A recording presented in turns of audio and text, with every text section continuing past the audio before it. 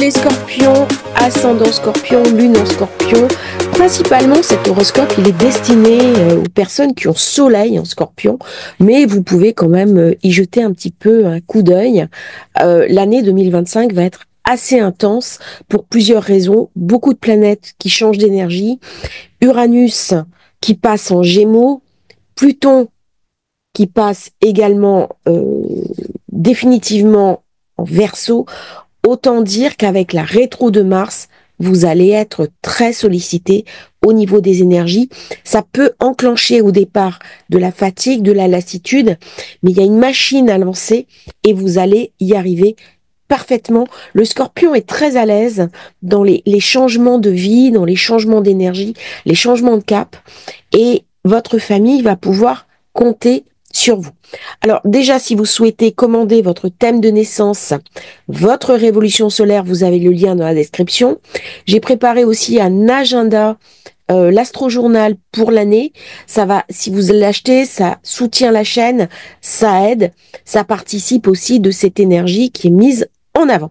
On passe maintenant à votre horoscope. Rapidement, les changements planétaires. Je vous invite peut-être à prendre des petites notes, comme ça vous aurez l'information. Mars, retour en Cancer le 7 janvier, direct le 25 février, forcément des changements. Regardez dans quelle maison il se situe, ça va amener des choses.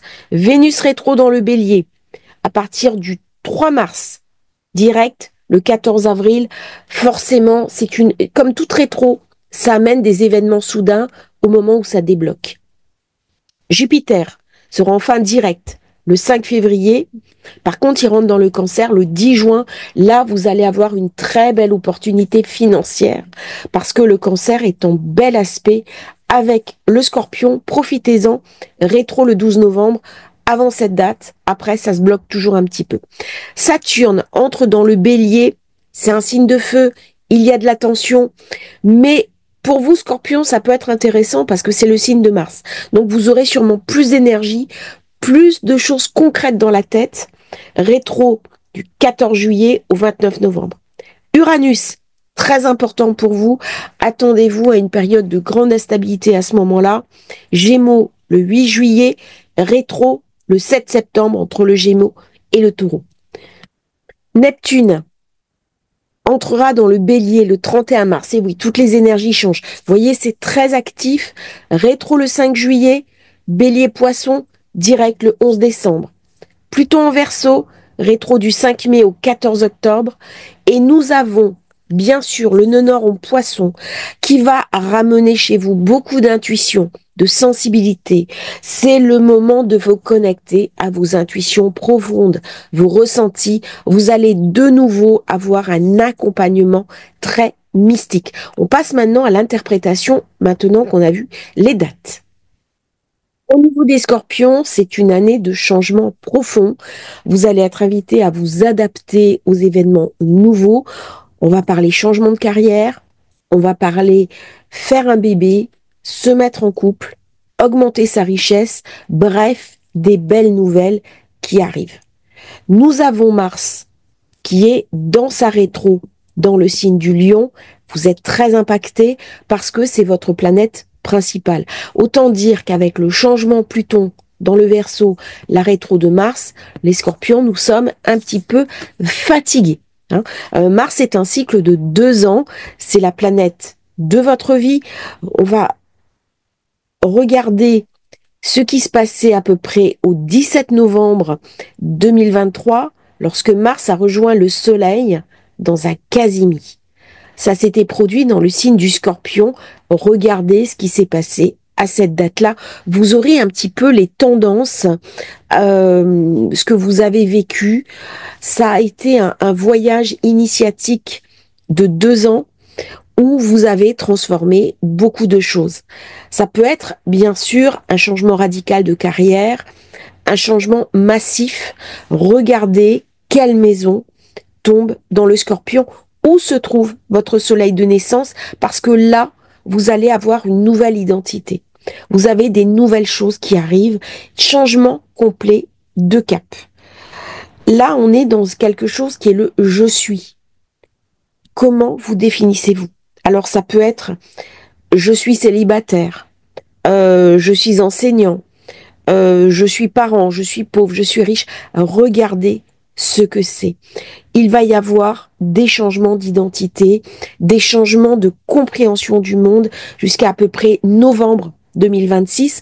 On est dans une grande période entre novembre 2023, novembre 2026. Regardez un petit peu. Si vous avez le soleil, début du Scorpion, sur 0, 1er, 2 degrés, soyez attentifs parce que Pluton fera à ce moment-là un carré à votre signe. Pour les autres, vous n'êtes pas particulièrement touché. Alors, lorsque Mars est passé ce Casimir ici, et après, Mars est arrivé dans le signe du Capricorne avec le Soleil qui est redevenu visible. C'était, alors je reprends mes notes, janvier 2024. Et du coup, on a récupéré en tant que Scorpion quelque chose de sérieux du Capricorne. L'investissement, le travail, c'est votre secteur 3. Et en plus, les Scorpions étaient impactés par l'énergie de Pluton dans le Capricorne. Ça veut dire des déplacements, mais ça veut dire aussi beaucoup de travail, beaucoup de sérieux.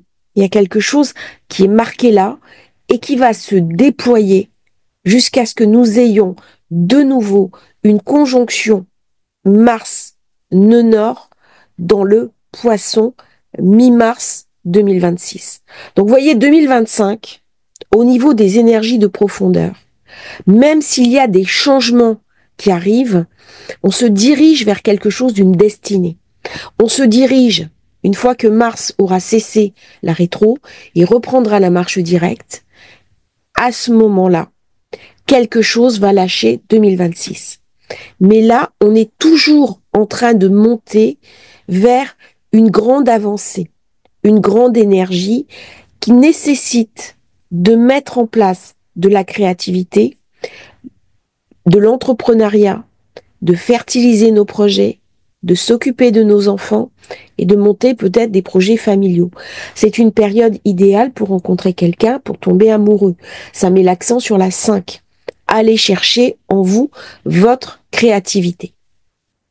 Une période excellente pour faire du marketing, du dropshipping, de la vente, des projets médiatiques, pour suivre un enseignement, donner soi-même un enseignement, faire un apprentissage idéal pour tous ceux qui sont étudiants, chômeurs en reconversion, apprendre un nouveau métier.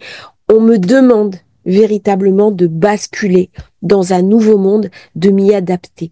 C'est aussi une période où on est invité au voyage, à l'aventure. Alors, c'est un voyage aussi bien intérieur qu'extérieur. C'est le moment de saisir des opportunités dans le travail, dans l'éducation, mais aussi de se déplacer. Ne soyez pas immobile. Ne soyez pas caché sous votre pierre. Sortez à l'extérieur. Le mois de toute l'année, en fait, va être dans ces énergies de mouvement. Il y a quelque chose qui sera bénéfique. Cette station dans le Cancer, c'est favorable, c'est un signe qui s'entend très bien avec vous.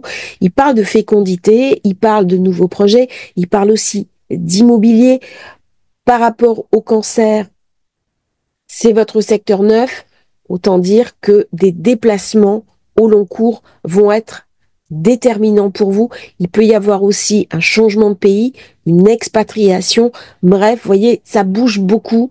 Le besoin aussi de s'intéresser à la philosophie, à des grands courants de pensée et voir la vie sous un autre regard. Hyperactif, envie de passer du temps au bord de l'eau, besoin de créativité. Ça peut m'amener aussi des résolutions positives si je suis en procès, si je suis en procédure. Très bonne période aussi pour apprendre une langue étrangère. L'intuition est très active. La foi dans l'univers est intéressante. Par contre, il y a de la lenteur.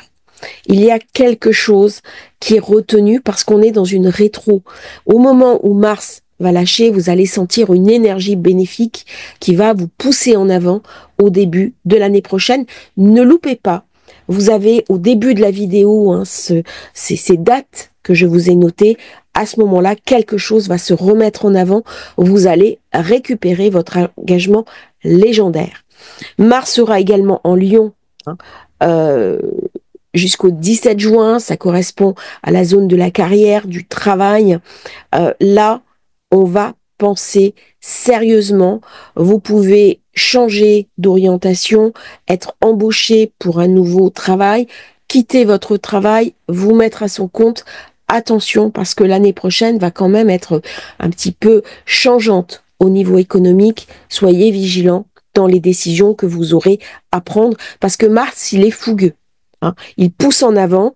Là, ça peut amener quand même des décisions un petit peu erratiques. Soyez conscients de ce qui se passe. Il sera en Vierge dans votre secteur 11 du 17 juin au 7 août. Là, il y a une forte implication dans vos activités quotidiennes du travail.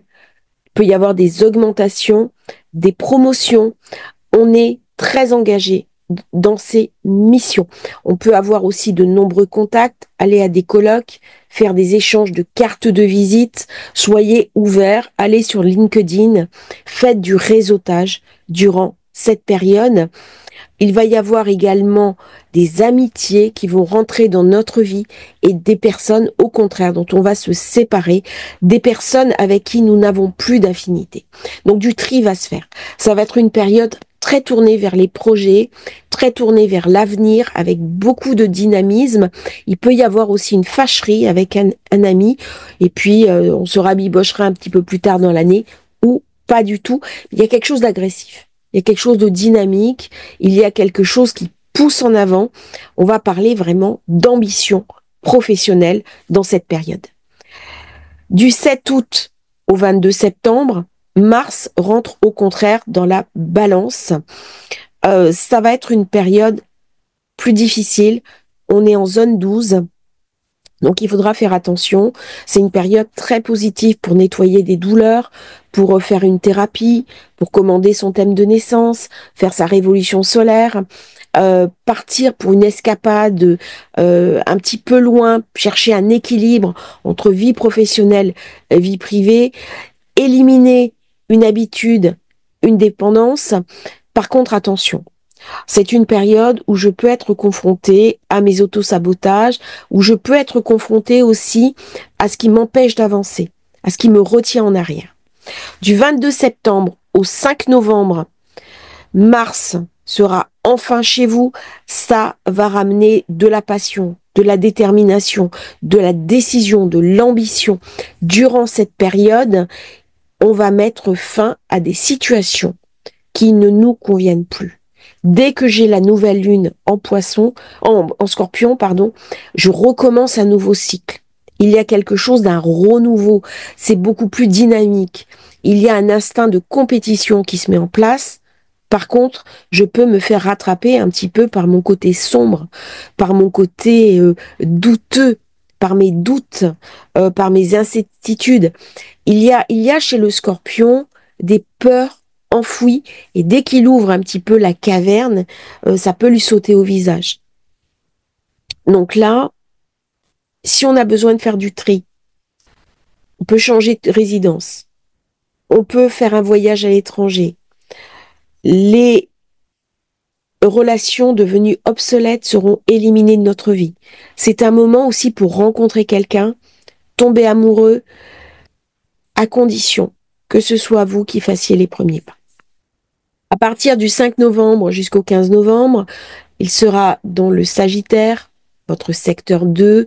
Alors là, on va parler argent, on va parler finances, dépenses, gestion des biens. Là, on peut travailler très dur pour gagner plus.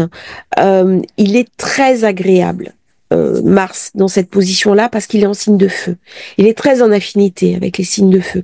Donc là, c'est le moment parfait pour s'occuper de soi, pour aller au bout de ses envies. On peut également s'investir dans une mission, se passionner pour des nouvelles choses, prendre soin de soi, faire des soins dentaires. peut y avoir aussi des chirurgies au laser. Bref, vous voyez, il y a quelque chose de ma présentation qui change alors que Mars rentre dans cette zone-là. La fin de l'année, bien sûr, il sera en Capricorne. Il traverse en force. Il va vous amener beaucoup d'énergie parce que c'est son lieu d'exaltation. Donc à chaque fois, lorsque Mars se trouve dans cette zone-là, il y a un appel d'air. On travaille beaucoup plus. Il y a du succès. Il y a un engagement. C'est un cycle très important. C'est pas à négliger. Si vous avez des projets à mettre en œuvre, c'est la bonne période. Fin 2025, il va redémarrer un nouveau cycle lorsqu'il se joindra au Soleil, comme je l'ai dit précédemment, le 9 janvier 2026. Il y a quelque chose qui doit être bouclé, quelque chose qui se sera préparé durant tout 2025 et qui va s'épanouir à la fin de l'année. Donc là, il y aura une forme de changement, de basculement, de mort et de renaissance. À vous de mettre en place des choses positives qui auront été préparées tout au long de 2025. Quelles que soient les difficultés, les enjeux que vous allez traverser, faites-vous confiance. Vous avez absolument tous les atouts pour réussir. Vous êtes peut-être le signe le mieux armé pour passer avec victoire les événements qui vont se présenter à nous tous durant ces 12 mois à venir. Il sera dans le Poisson l'année prochaine, et on va me parler de guerriers spirituels. On va me parler d'enfants, de créativité, d'entreprise. Et là, il peut signifier fonder une famille. On a rencontré quelqu'un et puis ça se met en place. On est en train d'élaborer, de mûrir le projet d'avoir un enfant, ou au contraire, nos enfants quittent la famille. Ça va être une période vraiment où notre engagement, notre nature compétitive va nous rendre chanceux. On est invité à prendre des risques pour atteindre ces objectifs, en particulier dans un esprit de gagne, dans un esprit de dépassement de soi. En plus, il va y avoir ce nonor en Poisson qui va nous aider, qui va nous soutenir. Il y a quelque chose de très bienveillant pour le Scorpion, même s'il ne voit pas tout de suite les aspects positifs. Jupiter, on va en dire quelques mots, pas dans le Cancer. Forcément, le côté financier, le côté spéculation, le côté financier va laisser la place à une forme de passage supérieur. On a dépensé, on a gagné, et là on va investir. Jupiter dans le Cancer, il va vous ramener de la chance. Il va vous ramener de la protection. Il va vous ramener un sentiment de plénitude très intéressant. Le début de l'année peut être un peu rugueux avec cette rétro de Mars, cette rétro de Vénus. On peut se sentir un petit peu bloqué. Vous avez l'impression que les choses n'avancent pas comme vous voudrez. Mais dès que Jupiter va arriver en Cancer, bon, forcément, vous serez beaucoup plus à l'aise. Il est possible aussi que Jupiter ait déstabilisé votre couple, vos associations, vos partenariats. Il vient mettre l'accent sur ce qui marche et sur ce qui ne marche pas. Il enfle. Il peut enfler en positif, il peut enfler aussi en négatif.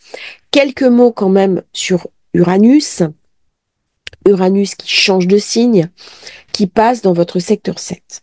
Autant dire que si vous êtes célibataire, pardon, il était en secteur 7, excusez-moi. Il est en ce moment en secteur 7, voilà. C'est un peu difficile de faire toutes ces vidéos comme ça à la suite, et des fois, voilà, je suis désolée, ça dépasse. Donc il est en secteur 7, ça a pu ramener beaucoup d'instabilité au niveau du couple. Il y a pu avoir des ruptures, il y a pu avoir des modifications, il y a pu avoir des éloignements. On a pu aussi trouver des méthodologies différentes pour vivre le couple, ça a pu ramener beaucoup d'instabilité. Dès qu'il va rentrer dans le secteur 8, alors là, misez tout sur le financier. On va essayer de se mettre à des nouvelles techniques pour ramener du financier, de la surface. Par contre, inconvénient, il peut m'amener aussi des deuils symboliques, des deuils, des changements de cap, des changements de vie, où je décide qu'une situation est devenue obsolète. Il faut complètement que je fasse autre chose de ma vie. Changement d'orientation, changement de lieu de vie, changement de profession, remise à niveau de ma vie. On se décide sur un coup de tête. D'un coup, on s'aperçoit qu'on est au bout de quelque chose, on n'en peut plus, il est temps de tout changer, et c'est l'année où on va se décider. Donc, année très intéressante qui va me demander beaucoup de lucidité. Regardez dans quelle zone se situent ces planètes. Par contre, Saturne et Neptune qui passent dans le Bélier, attention à votre santé. Le quotidien peut sembler plus lourd, plus difficile. C'est le moment de faire attention à son régime alimentaire, faire du sport. Prenez soin de vous. Saturne en zone 6 va vous ramener une sensation de lourdeur. Comme si l'engagement, la poussée en avant du travail, eh bien, nous épuise. On n'a plus envie de ça. Il y a quelque chose qui est érodé. Et du coup, on peut se sentir complètement décalé. On a envie de Neptune, de mysticisme, de choses beaucoup plus subtiles, et on est obligé de faire face à notre quotidien. C'est une période aussi où il va y avoir des changements profonds dans notre manière de vivre le monde, de vivre notre vie de tous les jours, de vivre notre travail. Et c'est une année placée totalement sous le signe du changement et du changement positif, même si, comme je l'ai dit, eh bien, certaines questions clés sont posées.